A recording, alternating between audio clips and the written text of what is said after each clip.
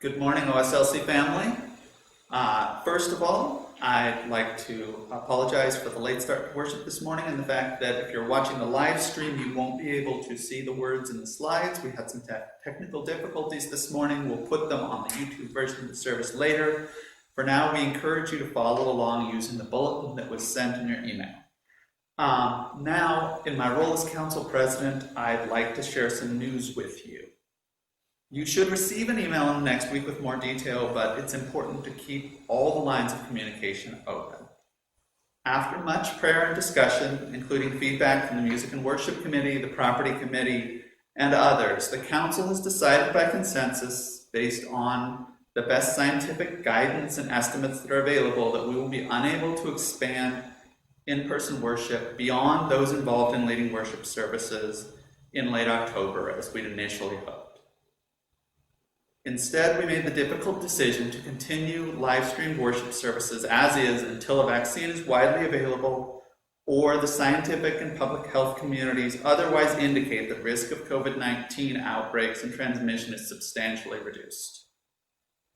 The earliest we will be considering expanding in-person worship to the next phase, that is, reduced capacity services that are open to anyone, as long as they're not high risk, is early 2021. But based on the current information, the earliest we realistically expect to make that shift is spring or summer, meaning we may miss worshiping together in person, not only for Advent and Christmas, but possibly for Lent and Easter. This saddens and disappoints us as a reality, but our responsibility as stewards of this community is to bring our Savior together while keeping each other and our community safe, whatever that means and whatever that looks like.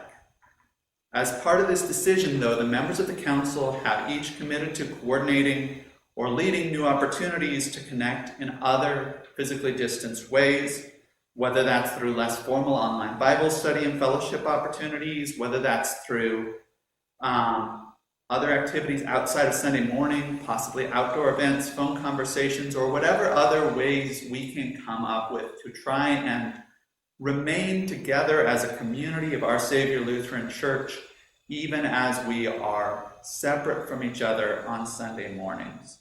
And we thank each and every one of you for the flexibility you've already shown and will continue to show in these unprecedented times. We are grateful for the support financially, prayers-wise, through participation.